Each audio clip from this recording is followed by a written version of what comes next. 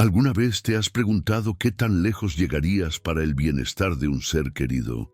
¿Hasta dónde puede llegar la generosidad o el sacrificio cuando nadie te observa? En ocasiones, los destinos de personas que jamás imaginaron cruzarse terminan entrelazados en circunstancias inesperadas, justo al borde donde la compasión y el desconcierto se miran frente a frente. Hay momentos en la vida en los que una simple puerta abierta, un silencio a deshoras o el reflejo de la luna en los azulejos pueden cambiarlo todo para siempre, aunque ni los corazones más sabios sepan predecirlo. El ruido de los tacones sobre el mármol pulido de la residencia se vuelve aún más nítido bajo la bóveda silenciosa del Pedregal, mientras, afuera, la Ciudad de México se consume en su eterno vaivén de bocinazos y rumores. La mansión Castillo es un islote de calma entre la jungla de concreto. Las paredes blancas reflejan la luz dorada del crepúsculo, y en los pasillos resuena el eco amortiguado de un lujo contenido, sobrio. Aquí, el aire se impregna del perfume fresco de los naranjos y la humedad antigua de los libros en estantes de caoba. Don Alejandro Castillo, llamado el rey de los inmuebles por las revistas financieras, acaba de regresar de una reunión con políticos en Polanco. Viste a la perfección: saco de lino azul marino, sastrería italiana, corbata de seda con discretos motivos prehispánicos, detalle sutil solo perceptible para quien conoce los símbolos mexicas, y las primeras canas disipando el negro de su cabello peinado hacia atrás. Su mirada es penetrante, oscura como el café recién molido en el café de Tacuba, pero el brillo de sus ojos esta noche lleva una cierta opacidad, una distancia. Mientras se quita el reloj, mira hacia la ventana. Las luces multicolor de la ciudad braman allá en la distancia, opuestas al silencio de su salón decorado con talavera y arte huichol. Alejandro no habla mucho, pero sus manos hablan, dedos tensos, un gesto breve al ajustar el nudo de la corbata con fastidio, como si buscara deshacerse, no solo del lazo, sino de un peso antiguo. No es hombre de sonrisas rápidas ni abraza fácilmente la espontaneidad. Su rutina es rigurosa. Despierta antes del amanecer, cuando todavía el sol apenas filtra sus primeras luces sobre el Popocatépetl visto desde la terraza. 20 minutos de yoga, café negro con un toque de piloncillo, revisión precisa de los mercados bursátiles en su tableta y después la caminata breve entre los corredores internos de la mansión, mientras escucha a lo lejos los gritos de los voceadores y el canto lejano de los pájaros encarcelados en alguna jaula. Pero si alguien lo observara en la intimidad de este hogar, descubriría que su puntualidad casi obsesiva es una coraza, que la perfección de su aspecto esconde grietas, un anillo de matrimonio que se gira y se vuelve a girar en el dedo anular izquierdo, una foto antigua guardada al fondo del escritorio que jamás enseña a nadie. Esa noche está particularmente irritable. Ha borrado sin leer mensajes en su celular y permanece de pie junto al ventanal, mirando, sin mirar, el jardín iluminado. Las flores blancas de la bugambilia caen como susurros sobre el pasto. De fondo, la fuente de cantera murmura su letanía. Entre las sombras, Alejandro parece debatirse entre lo que tiene y lo que jamás podrá recuperar. Su hija, Andrea, de apenas 8 años, duerme en la habitación contigua, al cuidado de quien, desde hace poco menos de un año, ha sido mucho más que su empleada, Marta Hernández. Marta llega temprano todos los días desde Iztapalapa, vistiendo una blusa sencilla y jeans remendados, con las manos aún impregnadas del olor a masa de las tortillas que acaban de hacer sus tías en la cocina familiar. La piel tostada por el sol y los pómulos altos la marcan como hija orgullosa de San Juan Chamula. Sus ojos, oscuros y vivos, rara vez se detienen. Siempre está limpiando, ordenando, preparando licuados de papaya para Andrea, arreglando detalles para que el día de los Castillo transcurra con esa suavidad casi invisible que solo las mujeres como ella pueden tejer. Su cabello negro va recogido apretadamente en un chongo, no solo por comodidad, sino por disciplina aprendida a las malas, y su andar es silencioso, de quien aprendió a pasar desapercibida para sobrevivir. Nadie de la familia Castillo sabe mucho de Marta, salvo que llegó con buenas referencias de una señora en Coyoacán. Lo cierto es que ella carga una historia que rara vez menciona. La cicatriz apenas visible cerca de su muñeca izquierda y la ausencia de una alianza en el dedo anular son testigos mudos de un pasado que, en silencio, sigue esperando a ser contado. Cuando cree que no la ven, se le escapa una mirada triste hacia el teléfono, donde la pantalla agujereada muestra la foto de una niña de cabello rizado y rostro travieso, Lucía, su pequeña de 6 años. Lo poco que el patrón sabe es que Lucía, la hija de Marta, se ha convertido en compañera inseparable de Andrea. Las niñas duermen juntas cada vez que Marta debe quedarse a trabajar hasta tarde, lo que cada vez ocurre con más frecuencia. De vez en cuando, Marta se permite el lujo de reír con Andrea y Lucía, mientras improvisa cuentos de nahuales, gigantes y brujas que escuchó en los tapetes de tierra batida de su infancia. Pero cuando la noche llega y los pasillos de la mansión se sumen en la penumbra, es cuando Marta se acomoda, sin protesta, en un rincón del cuarto de las niñas.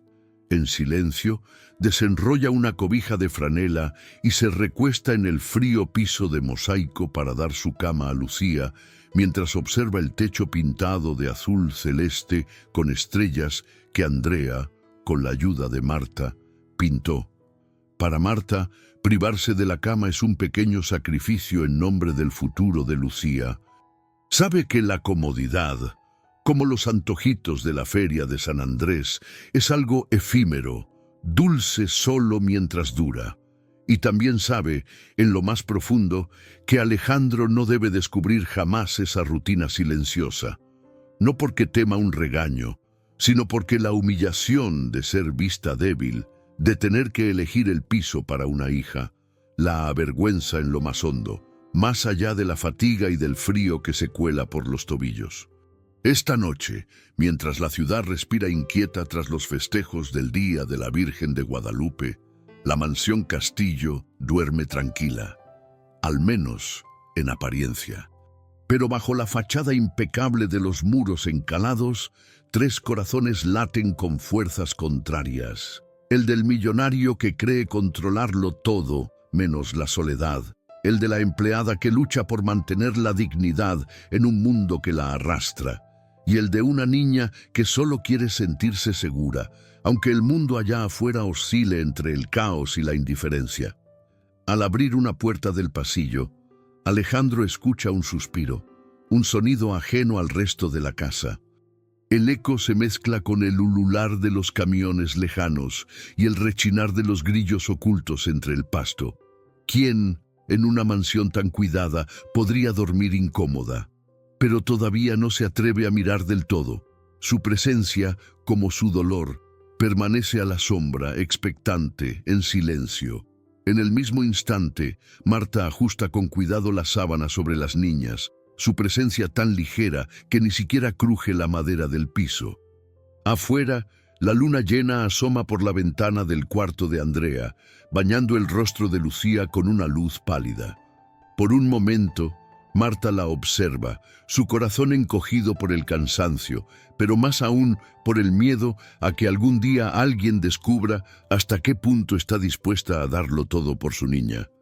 Y tú, que estás mirando este relato, si aún no te has suscrito al canal, te invito a hacerlo ahora, para que sigas pendiente de la historia de Marta y descubras junto con nosotros esos secretos que habitan las casas más silenciosas. Recuerda, a veces lo que no se dice, lo que se oculta en el susurro de la noche, tiene más peso que 1000 palabras. En el reloj de pared, una reliquia de la abuela de Alejandro, que vino de Guanajuato hace más de un siglo, las agujas se acercan a la medianoche. Todo parece estar en orden. La rutina, perfecta como la vajilla de Talavera recién lavada, descansa sobre una mesa digna de cualquier fiesta patria, pero en el aire un temblor apenas perceptible anticipa que nada volverá a ser igual. En la mansión Castillo esta noche, la normalidad es solo la calma antes de la tormenta. Desde las sombras, Alejandro observa con el ceño fruncido, el reloj marcando su monótona letanía. No va por ahí espiando. No sería digno de él. Pero esa noche tiene un presentimiento. Algo en el aire cargado, un eco sordo que no logra apartar. Retira con lentitud la mano de la manija, dispuesto a regresar a la privacidad de su biblioteca, cuando, de repente, un golpe débil, casi más suspiro que sonido, lo hace detenerse. Es un gemido. Viene del cuarto de Andrea. La casa entera parece contener el aliento, como si perdonando ese instante se modificara el destino de todos sus habitantes. Cauteloso, Alejandro empuja la puerta solo unos centímetros, apenas para asomar el rostro de perfil. Lo que ve, bajo la luz azulado blanca y los parpadeos de una luna insolente, quedará grabado en su memoria con la claridad dolorosa de los secretos más hondos. Marta, envuelta en una frágil cobija de franela, yace en el piso, cabellos sueltos sobre la cerámica fría, la espalda encogida en torno a sí misma. Sus pies descalzos sobresalen por debajo, mientras las dos niñas, Andrea y Lucía, duermen plácidamente en la única cama, abrazadas como si nada pudiera romper ese refugio de inocencia. Por un momento, el tiempo se detiene. Alejandro siente una grieta abrirse en su pecho. No sabe si mirar o apartar la mirada, si debe intervenir o fingir que no vio nada. Su mente racional busca una lógica. ¿Por qué Marta está ahí? ¿Por qué su hija duerme con la hija de la empleada en su propia cama?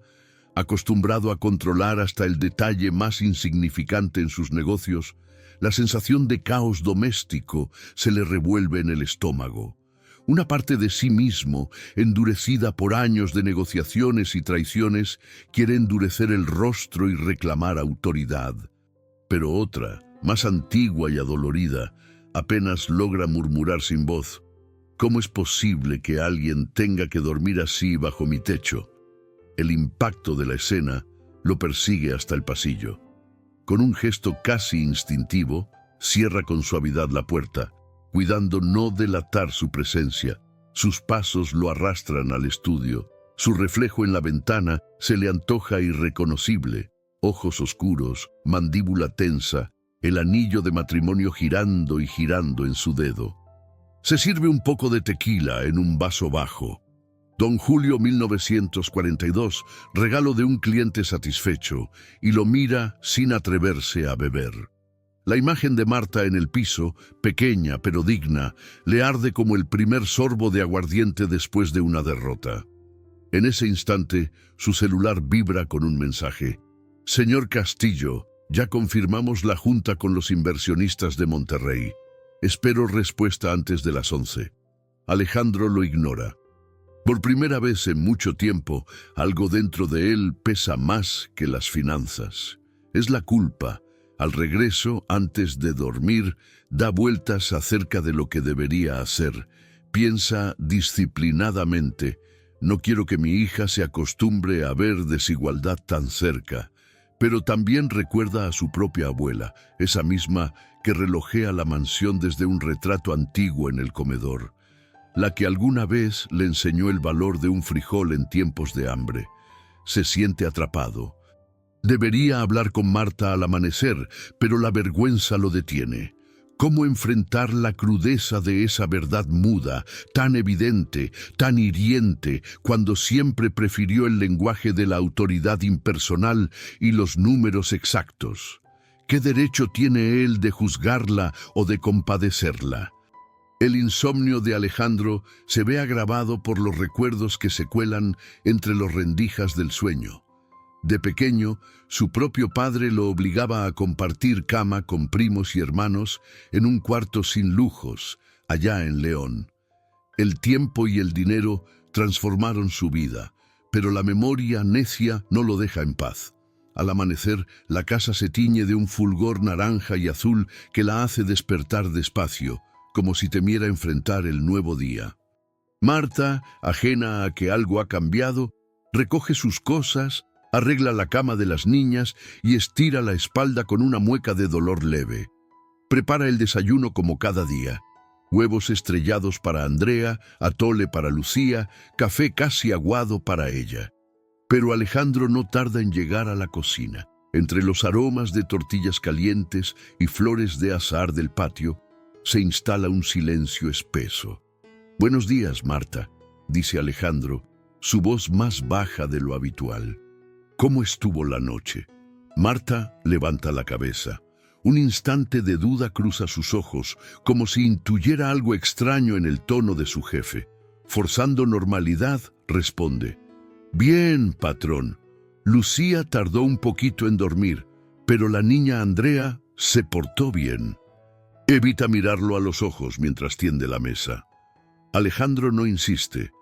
Toma asiento, acaricia distraído la cabeza de su hija y reprime las ganas de preguntar de golpe lo que vio. Andrea, medio dormida, abraza a Lucía entre bromas y risas apagadas. Pasan las horas. El ritmo de la mañana se siente alterado, aun cuando todos finjan naturalidad. A media mañana, mientras Marta limpia en la biblioteca, la interrumpe el timbre del interfono. Es don Alejandro. «Marta, ven, por favor», al despacho. El corazón de Marta late en su garganta. Advierte el tono firme en la voz. Se limpia las manos y baja la mirada, como un acto reflejo de años anteriores. Encuentra a Alejandro de pie junto a la ventana, viendo la ciudad extendida más allá de las jacarandas del jardín. «Cierre la puerta, por favor». El silencio se vuelve casi sagrado. Alejandro respira profundo. «Anoche estuve en el pasillo. Vi que usted estaba acostada en el suelo y las niñas dormían en la cama». Marta se tensa. Busca explicaciones, pero no encuentra palabras que no suenen a derrota. Prefiere callar, la dignidad reflejada en la quijada apretada. Alejandro prosigue con un esfuerzo visible. «No quiero problemas aquí, pero ¿por qué no durmieron todas en la cama? Hay espacio para las 3». La voz de Marta al fin rompe la quietud, débil pero firme. «Andrea es una niña muy inquieta, se mueve mucho, y Lucía está acostumbrada a dormir en cama sola. Yo estoy bien en el piso, no me pesa». La tensión se mastica en el aire.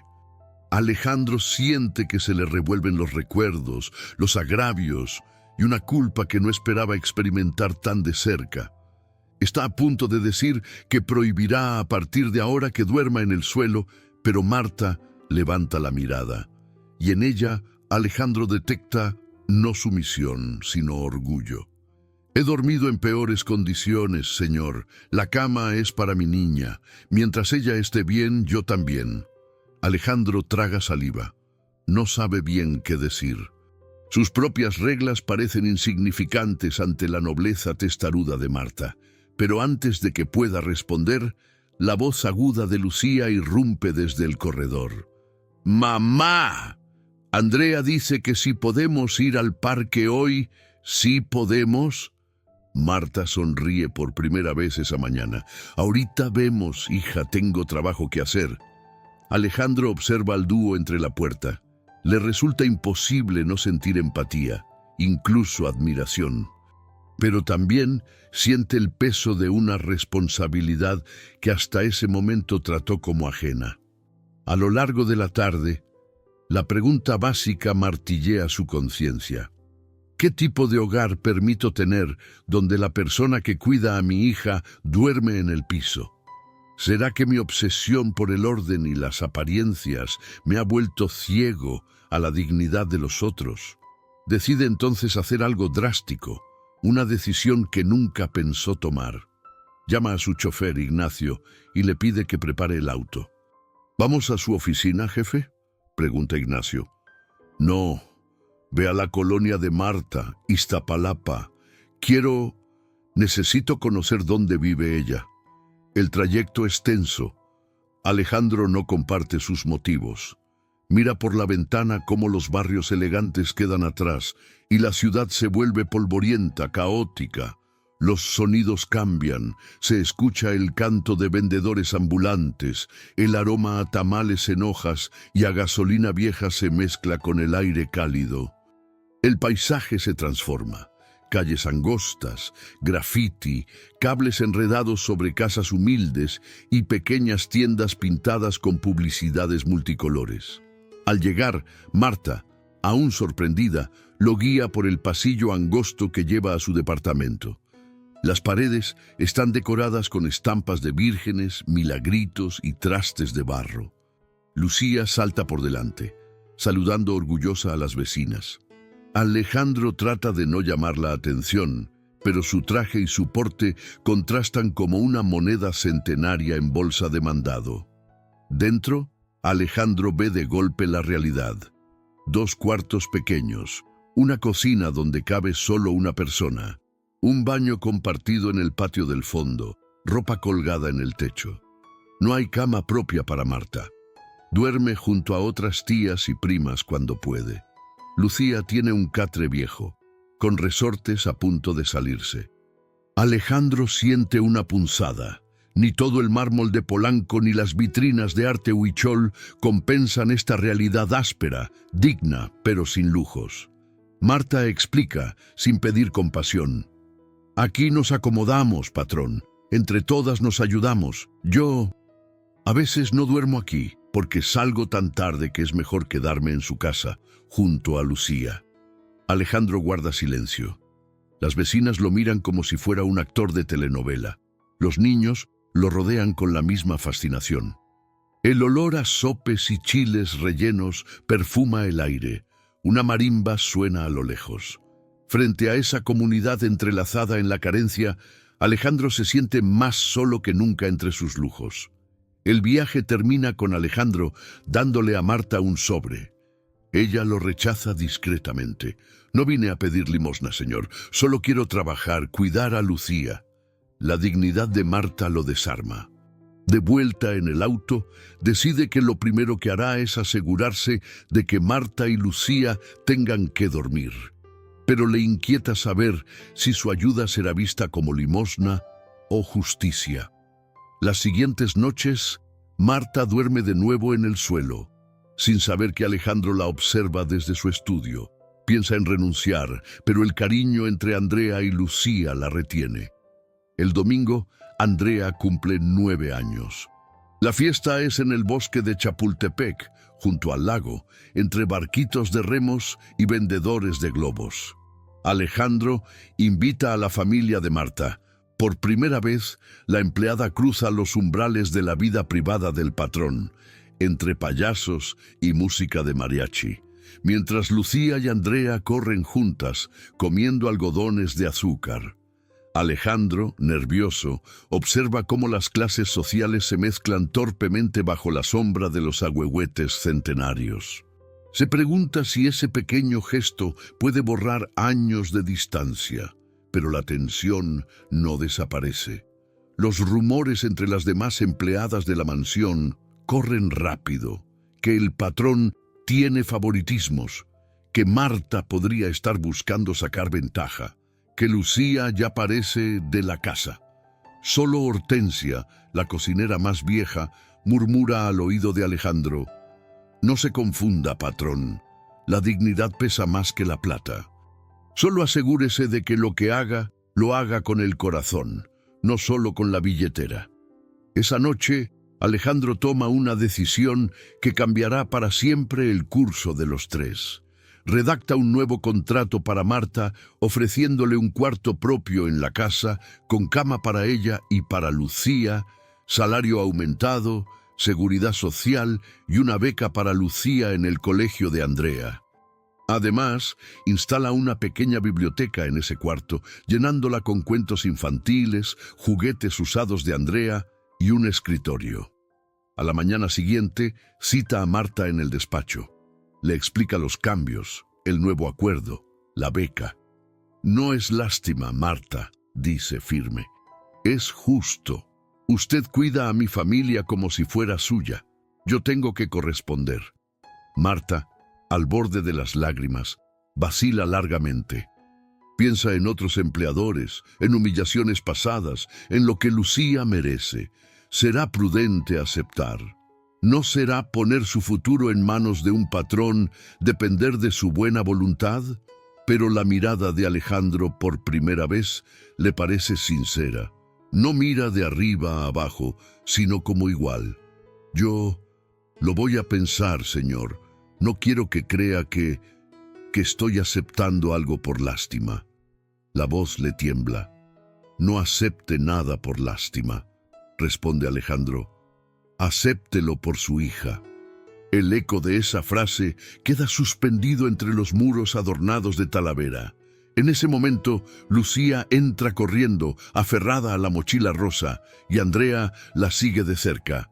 «Marta, mira, el papá de Andrea dice que ya puedo venir a dormir más veces. ¿Podemos quedarnos a vivir aquí?» Alejandro sonríe, y Marta entiende por fin que el mundo está cambiando, quiera o no. El tiempo de esconder su sacrificio terminó. Aceptar dignamente la ayuda es ahora un acto de amor, no de resignación. Fuera, la ciudad continúa su bullicio, pero dentro de la mansión Castillo ha comenzado otra historia, en la cual el miedo da paso a la esperanza y la comodidad al compromiso. Y antes de que sigas, suscríbete al canal para que no te pierdas cómo estas decisiones van a desencadenar cambios imposibles de revertir. Porque nada, para ninguno de ellos, volverá a ser igual. Marta, esa noche, cruza la puerta del nuevo cuarto. Observa la cama impecable, los libros, el espacio para Lucía, e intuye el vértigo de quienes pisan por primera vez el suelo de una vida diferente. Con la dignidad intacta y la promesa silenciosa de seguir luchando, acepta el trato. Cuando apaga la luz, sabe que transitar ese camino será difícil, que habrá críticas, envidias y conflictos, pero también sabe que, desde este momento, ya no hay regreso posible a la invisibilidad ni al piso frío de los que nunca esperan nada. Esta vez, el destino la ha puesto frente al reto de construir un nuevo hogar, en una casa que al fin aprendió a mirarla. La primera noche que Marta y Lucía duermen juntas en el nuevo cuarto de la mansión Castillo, la casa entera parece respirar distinto. La habitación huele a libros nuevos, pintura fresca y madera barnizada. El olor del cambio que, más que alivio, trae nerviosismo. Afuera la luna se filtra por la ventana y sobre el edredón azul rey descansan las muñecas de trapo que Andrea regaló a Lucía la víspera. El fresco del mármol ya no entumece los huesos de Marta, pero el insomnio persiste. Acostada junto a la niña, escucha a su pecho martillar como tambor indígena, ritmo antiguo de lucha y presentimiento. En la planta baja, Alejandro contempla la fachada de la casa desde la terraza trasera. Alza la mirada al cielo de la ciudad, donde las luces se dispersan como luciérnagas asustadas.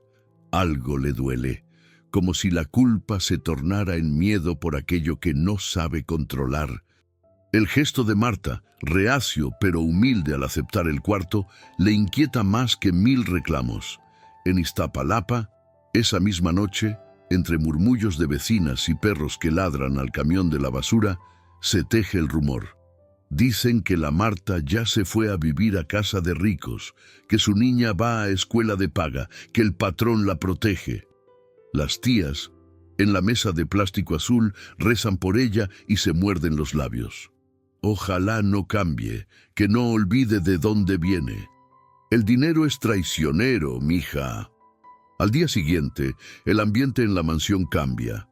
Las otras empleadas, acostumbradas al orden piramidal de siempre, miran de soslayo a Marta y cuchichean en la cocina con Hortensia, la cocinera. ¿Ya viste? A la Marta le dieron cuarto propio y todo. Verás que pronto llega pidiendo aumento para todas.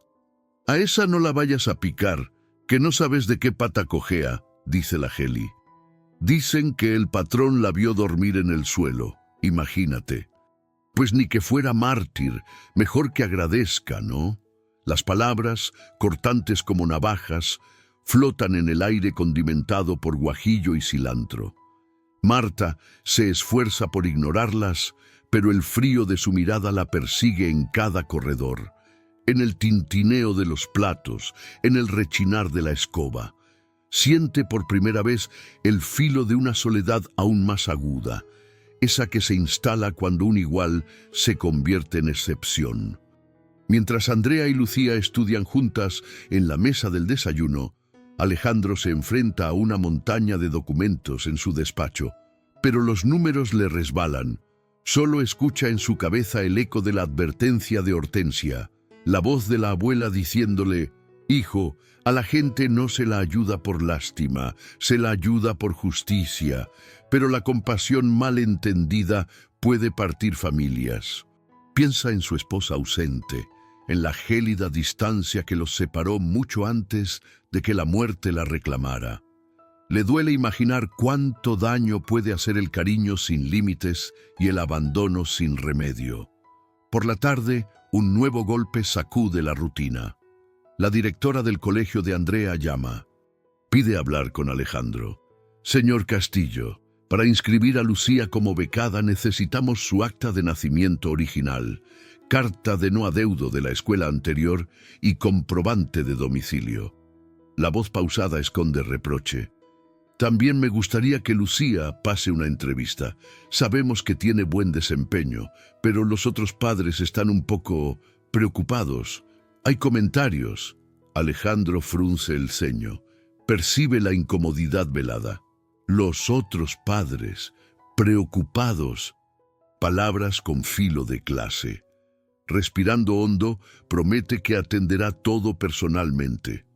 Cuelga el teléfono y llama a Marta al despacho. Ella, aún dubitativa en el nuevo rol, entra con una mezcla de respeto y temor. Alejandro informa. «Hay que conseguir tus papeles y los de Lucía cuanto antes». La directora, dice que hay comentarios de otros padres. Marta asiente, pero su voz tiene filo. «¿Le molesta a la señora que mi hija estudie con los demás?», pregunta midiéndose. «No te preocupes por eso, nos vamos a encargar. Pero tal vez solo por un tiempo sería mejor no decir mucho de dónde vienen». Marta lo mira desafiante. «No me avergüenzo de lo que soy. Eso se lo puedo decir a cualquiera, patrón». Alejandro siente que el aire se corta, quiere proteger pero solo consigue herir. Esa misma tarde Lucía llega a casa cabizbaja. Por primera vez tras su primer día en la nueva escuela, la sonrisa cansada se ha difuminado. Andrea la sigue molesta. En el recreo, las niñas nuevas dijeron que Lucía no es de aquí, que su mamá es la muchacha.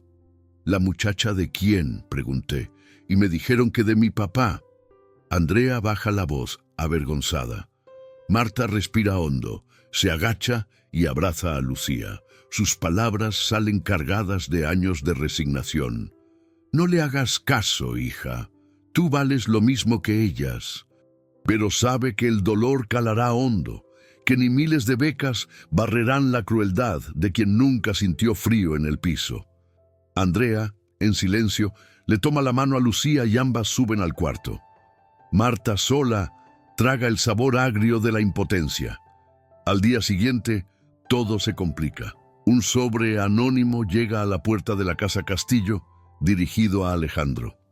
Adentro hay fotos. Marta entrando al cuarto de Alejandro, recogiendo la ropa de la niña, saliendo tarde en la noche con Lucía dormida en brazos. Al reverso, una nota. ¿Sabe realmente quién es la señora Hernández? Ate, alguien que prefiere no ver su reputación dañada. Alejandro siente una oleada de rabia y al mismo tiempo de miedo. ¿Qué buscan? ¿Extorsión?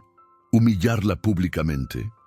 Sabe que en el círculo de empresarios y políticos con los que se codea, cualquier escándalo, por mínimo, puede ser aprovechado por los carroñeros de siempre. En su mente se enciende una alerta. No solo es Marta la que está bajo escrutinio, ahora él mismo. Busca a Marta de inmediato. La voz le tiembla, algo poco habitual para él. Marta, ¿hay alguien que quiera hacerte daño? Este sobre... Le muestra las fotos. Ella las observa, su rostro impasible, pero por primera vez se percibe un estremecimiento verdadero. Reconoce de inmediato la letra. Es de Salvador, su expareja, el padre de Lucía. La historia, oculta hasta entonces, rebota entre los muros. Señor, yo a Lucía la he criado sola. Su papá, Salvador, me buscó hace unas semanas, quiso que lo ayudara con dinero. Me negué. Los ojos se llenan de lágrimas viejas. Me golpeó una vez, me quitó la casa de mi abuela. Pensé que ya no me encontraba. Si él aparece aquí es para arruinarme y me puede quitar a Lucía. El peso de la confesión cae como un trueno. Alejandro, impactado, se contiene de interrogar más, pero la amenaza es real. En un país donde la ley muchas veces se doblega ante quien tiene dinero o relaciones, un hombre como Salvador podría presentarse ante el DIFE, acusarla de inestabilidad y con argumentos sucios arrebatarle la niña. ¿Tienes miedo de que te la quite?, pregunta Alejandro, la voz tensa. Me aterra, susurra Marta. No sería la primera vez que la justicia camina con los ojos tapados y los oídos abiertos solo al que grita más fuerte, pero nunca pensaría que buscaría a usted para presionar. El día se diluye lento. Alejandro encarga una investigación de urgencia sobre Salvador, llama a su abogado y gira instrucciones. Protejan a Marta y a la niña, que no falte nada. En la cocina, la tensión se agudiza. Las puertas se cierran más rápido. Las bromas dan paso a miradas inquisidoras. Por la noche, mientras Lucía duerme inquieta, Marta se sienta a la orilla de la cama y repasa su vida. La casa de techo de lámina en San Juan Chamula, los años en el mercado vendiendo panqués, la llegada a la ciudad con una maleta, los trabajos de doméstica y ese miedo constante de perderlo todo. Se pregunta si ha hecho bien en aceptar el cuarto, la ayuda, el destino de una vida que ya no le pertenece del todo. ¿Será que he traicionado la memoria de mamá, la fuerza de mis tías, al permitir que otro decida qué es digno para mí? Las lágrimas ruedan despacio, casi en secreto, no de gratitud, sino de exilio. Las cosas van de mal en peor. Al tercer día, la noticia corre en voz baja entre padres del colegio. Circula en WhatsApp un mensaje anónimo. La nueva niña, Lucía, es hija de la muchacha de una casa de Pedregal. No merece otro tipo de escuela. El rumor hierve. Llegan al correo de Alejandro notas de los padres de otros alumnos pidiendo una reunión urgente para salvaguardar el nivel del colegio. En la mansión, Marta se refugia aún más en el silencio. Solo la pequeña Andrea, empecinada, defiende a Lucía entre los compañeros, pero la presión social es letal. «No me importa, papá», le grita Andrea llorando a Alejandro. «Lucía es como mi hermana. Si la sacan, yo me salgo también». Al día siguiente, mientras Marta limpia la biblioteca, Hortensia entra sin aviso. Cierra la puerta. El olor a cebolla y chocolate se mezcla con algo más ácido, la desaprobación antigua. A ti, Marta, te lo digo como quien ya ha visto pasar muchas patronas. Cuidado con creer que los favores duran para siempre. Aquí hay quienes no te quieren, y la gente de allá afuera es peor. No dejes que te usen. ¿Cree que me usen?, responde Marta, la voz un susurro. No sé, mija, pero el hambre y la ambición hacen más daño que las carencias. Y Gabriela, La administradora, que nunca aceptó la presencia de Lucía, ya fue a decirle a los dueños del edificio de departamentos que tu Salvador anda buscando pleito allá en Iztapalapa. Es capaz de inventar lo que sea y enredar al patrón. Los días siguientes, la vigilancia dentro de la casa se vuelve abrumadora. Gabriela recorta gastos por orden del jefe, pero es evidente que busca torpedear a Marta. Prohíbe a Lucía bajar sola a la cocina. Señala que las visitas de los familiares deben autorizarse con anticipación. Y filtra comentarios al círculo íntimo del patrón. Aquí la señora Marta se aprovecha de la compasión, pero ¿qué favores entrega a cambio? Marta escucha sin poder defenderse. La herida no sangra, pero su pura orgullo lastimado. Piensa en renunciar, en huir con su niña antes de que la humillación sea total. Una tarde, al llegar al cuarto, descubre a Lucía sollozando bajo la cama. ¿Qué pasó, mamita? La toma en brazos. La señora Gabriela me dijo que me van a sacar, que aquí solo pueden quedarse los de la familia de verdad, que tú no eres de aquí y que ya no te quieren. Marta, enmudecida de angustia, abraza a Lucía y un grito de furia estalla en su pecho. ¡Ya basta! En ese instante Alejandro, que ha escuchado el alboroto en el pasillo, entra al cuarto. El clima tenso es palpable. Marta se levanta de un salto, la mirada encendida como brasas de copal. «Señor», la voz grave y rota, «me dijeron que en esta casa podía cuidar a mi hija, que habría un lugar para las dos. Pero si para estar aquí tengo que soportar humillaciones, calumnias y el desprecio de quienes nunca se han dormido en el piso, prefiero 1000 veces regresar a donde pertenezco, aunque sea al catre de Iztapalapa.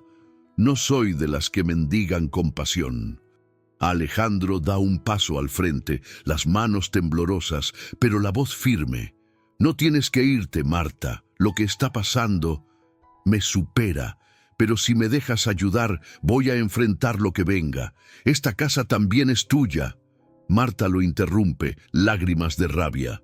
«No se equivoque, patrón. Esta casa es suya, mi dignidad, la mía. Si quiere ayudarme, empiece por darme respeto, no lástima. Y si no puede proteger a mi hija, dígalo ya». Con Lucía, aferrada a su pierna, se dirige a salir del cuarto. Alejandro, sintiendo que el abismo se abre bajo sus pies, habla con el corazón. «No permitiré que nadie te trate así. ¡Nadie! Gabriela ya no volverá a molestar, y si alguien en el colegio insinúa algo, enfrentaré a todos. Pero dime, ¿quieres quedarte bajo estas condiciones? Porque yo...» Duda un instante. «Yo no sé proteger de otra forma. No sé amar de otra forma». El silencio es cortante como el viento de los volcanes. Andrea, escuchando todo desde el pasillo, irrumpe. «No quiero que Lucía se vaya. No quiero otra mamá. Solo quiero que todo sea como antes». La escena se vuelve un mosaico de emociones paralizadas. El miedo de Marta, la inseguridad de Alejandro, el dolor de las niñas. En ese instante, de nuevo, el timbre de la casa suena con violencia. Un policía de civil, acompañado de Salvador, espera en la verja. El hombre saluda, burlón, con la voz gruesa cargada de veneno. «Buenas noches, don Alejandro. Vengo por mi hija.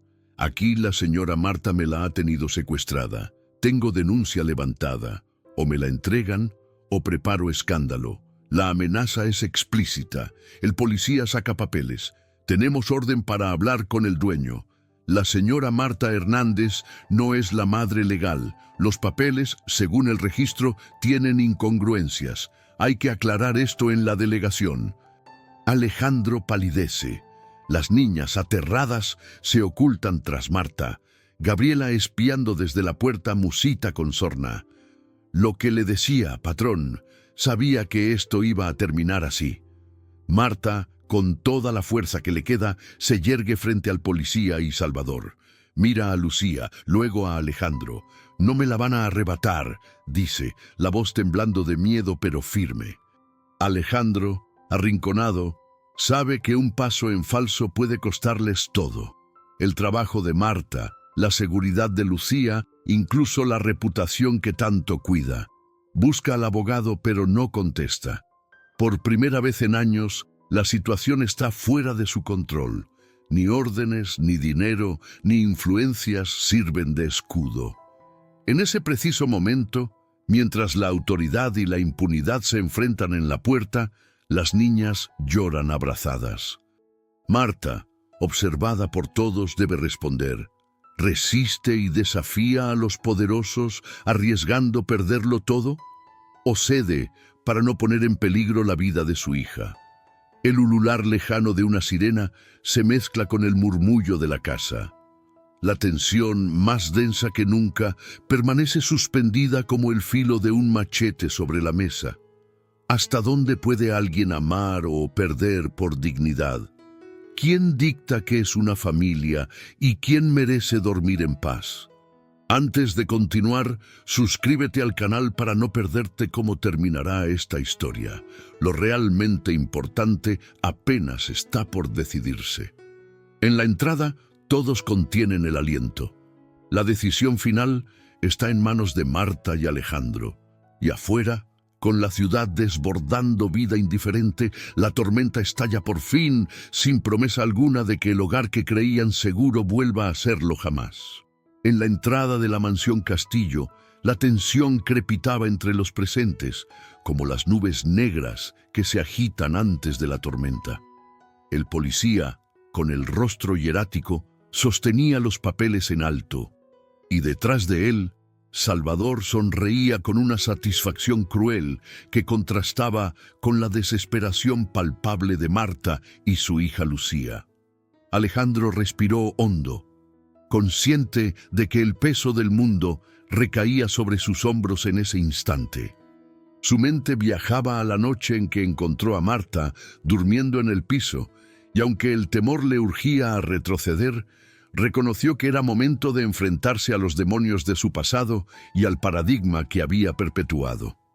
«Espere un momento», interrumpió Alejandro, su voz resonando con autoridad. «Esta situación no se resolverá aquí en la entrada. Si este hombre quiere hablar de derechos, hagámoslo de manera formal, no con amenazas en mi propio hogar». Marta lo miró sorprendida, una mezcla de alivio y escepticismo brillando en sus ojos mientras estrechaba a Lucía más cerca de su pecho. Los ojos de Andrea, que contemplaba la escena desde el pasillo, se iluminaron de una esperanza contenida. «Mire, Salvador», dijo Alejandro, acercándose a la puerta con pasos determinantes. «Si usted busca hacer justicia, deberá sentarse con mi abogado y discutir cualquier claim formalmente. No permitiré que utilice amenazas para atemorizarlas. Aquí, bajo este techo, no hay lugar para injusticias». El policía, aunque incómodo por haber sido desafiado en público, asintió lentamente, reconociendo que la opulencia y el carácter de Alejandro no eran fáciles de confrontar sin respaldo sólido. «Regresaremos con una orden formal. Entonces», respondió el policía, dirigiendo una mirada advertente a Salvador, que, aunque reacio, dio un paso atrás. El intercambio se terminó, con un procedimiento que, aunque podía parecer tardado, dio tiempo a Alejandro de encontrar una estrategia para proteger a Marta y Lucía. Cuando la puerta finalmente se cerró y la presión momentánea se aligeró, él giró para encontrar el rostro de Marta marcado por la gratitud y el orgullo que luchaban por emerger. «Gracias», dijo Marta, su voz hecho de la fuerza que había necesitado para no derrumbarse. Alejandro solo asintió, sintiendo el peso de sus acciones reflejadas en la expresión de ella. Había mucho por hacer, transformaciones por absorber en su corazón y mente. Durante los días siguientes, Alejandro se dedicó a reunir un equipo legal que pudiera defender a Marta y a Lucía. Contrató a un experto en derecho de familia dispuesto a retar los sistemas que tantas veces se volvían en contra de la justicia verdadera. Cada noche, mientras la mansión dormía, Alejandro se encontraba sumido en papeles y estrategias, rompiendo el ciclo del pasado que había permitido que las injusticias quedaran impunes. Por su parte, Marta también había comenzado un viaje de autodescubrimiento. La comprensión de que no estaba sola, de que había quienes estaban dispuestos a luchar al lado de ella, despertaba una sensación de poder que, aunque desconocida, era bien recibida. Aceptó la oferta de la escuela para una reunión, dispuesta a defender no solo el lugar de Lucía entre sus compañeros, sino también una representación digna de quienes comparten su camino de lucha por una vida mejor. El día de la reunión, Alejandro y Marta llegaron juntos a la escuela. En el salón decorado con carteles coloridos, las opiniones susurradas rodeaban a los presentes como espectros inquisitivos. La directora los recibió con cortesía fría, dejando entrever la presión que había recibido de otros padres. Sin embargo, cuando Marta tomó la palabra, su voz resonaba clara y decidida.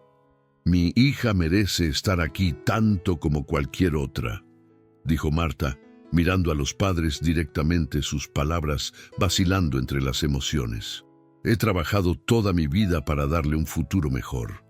No estoy aquí para quitarle el lugar a nadie, sino para darle a Lucía un lugar donde aprender y crecer». El silencio que siguió no fue cómodo, ni tampoco largo, pero esa declaración sencilla, pronunciada desde la profundidad de su ser, logró hacerse camino entre los prejuicios. Aquella tarde, Alejandro habló con Hortensia, buscando en sus palabras el consejo que solo ella podía ofrecerle. Juntos reflexionaron sobre los valores y las raíces que los conectaban, comprendiendo que la ayuda no era suficiente si no estaba acompañada de respeto genuino y participación activa en la vida de aquellos a quienes pretendía beneficiar. Poco a poco, las cosas comenzaron a encontrar un nuevo equilibrio. En la escuela, Andrea tomó la iniciativa de organizar una actividad en la que los padres compartieron experiencias con los alumnos, derrumbando algunas de las barreras invisibles que dividían. Salvador, al percibir que sus intentos por intimidar y dominar no fructificaban, desapareció, dejando que los esfuerzos de Alejandro y Marta tejieran un manto protector que finalmente cubría las inseguridades del pasado. Una mañana luminosa, las puertas de la mansión Castillo revelaron un hogar diferente, no por sus objetos ni su estructura, sino por los corazones que contenía. En su despacho, Alejandro miraba por la ventana más allá del horizonte y comprendía una verdad que había evadido por mucho tiempo. El poder de una familia no se encuentra en la sangre que compartimos, sino en los lazos que construimos. Al reflexionar sobre cómo habían cambiado las cosas, Alejandro decidió no solo ofrecer un empleo digno y un lugar seguro a Marta, sino también establecer una fundación dedicada a apoyar a madres solteras y trabajadoras del hogar, tomando esa experiencia personal como un punto de inflexión para expandir una cultura de igualdad y respeto más allá de las paredes de su hogar. La idea resonó entre quienes lo rodeaban. Pronto, pequeños grupos comenzaron a formarse, discutiendo cómo integrar mejor a las comunidades y apoyar a las personas más vulnerables en la ciudad. Alejandro no solo había cambiado su mundo inmediato, sino que había incendiado una chispa que rápidamente se convirtió en un faro de cambio.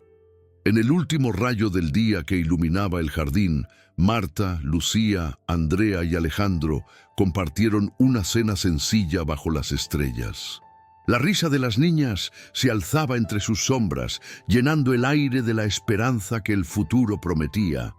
Y así, queridos espectadores, esta historia se cierra aquí, llevando consigo el enigma del sacrificio y el poder de la empatía como enseñanzas vivas.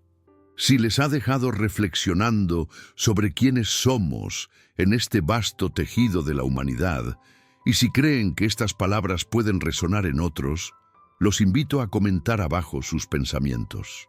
Esto ha sido más que solo una narrativa.